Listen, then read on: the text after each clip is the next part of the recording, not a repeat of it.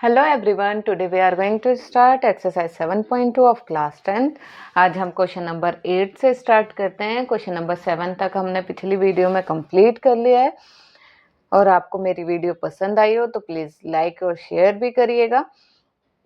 और ये जो 8th क्वेश्चन है ये मोस्ट इम्पॉर्टेंट क्वेश्चन है। एग्जाम में इस तरह के क्वेश्चंस आते हैं, इसलिए बहुत ध्यान से समझिएगा।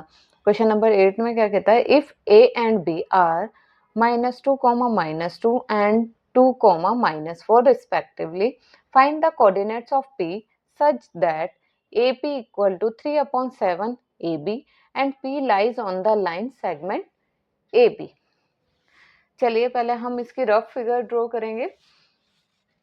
AB एक लाइन सेगमेंट है, ये A है और ये B है और P यहाँ पर कहीं पर लाई कर रहा है, तो ये मैं P पॉइंट ले लेती हूँ।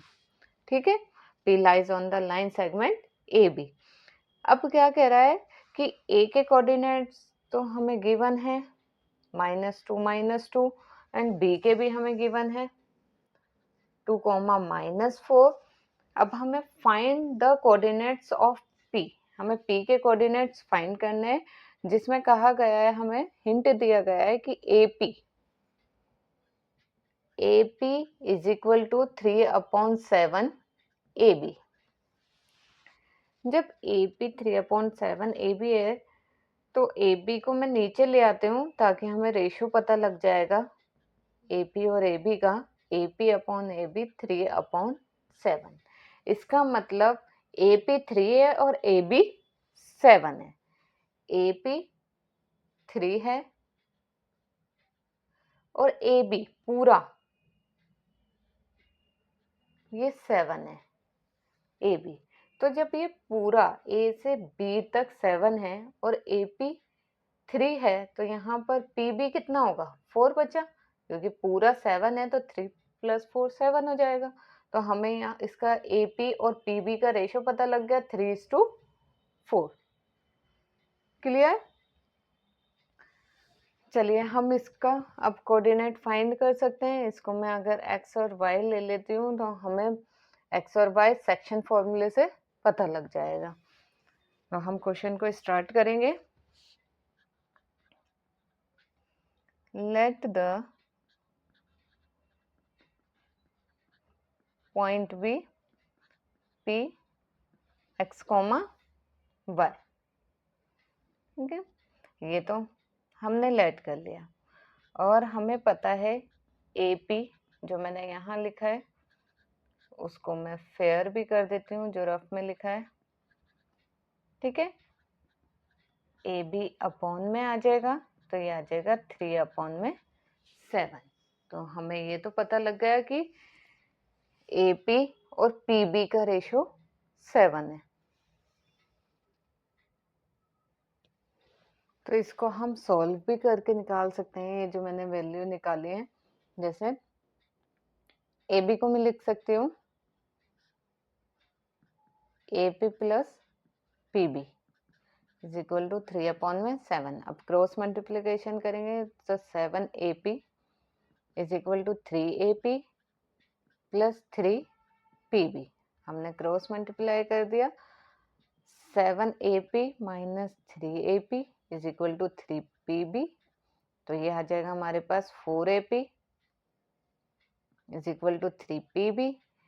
4 इधर डिवाइड में चले जाएगा, PB इधर डिवाइड में आ जाएगा, तो ये आ जाएगा 3/4। तो हमारे पास AP और PB का रेशियो आ गया 3:4। और डायरेक्ट हम इससे भी निकाल सकते हैं जो हमने रफ फिगर ड्रॉ करी है।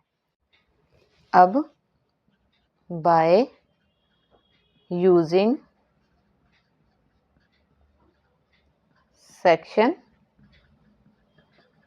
फॉर्मूला, सेक्शन फॉर्मूला का यूज करेंगे। सेक्शन फॉर्मूला क्या होता है, x is equal to m1x2 + m2x1 upon m1 + m2।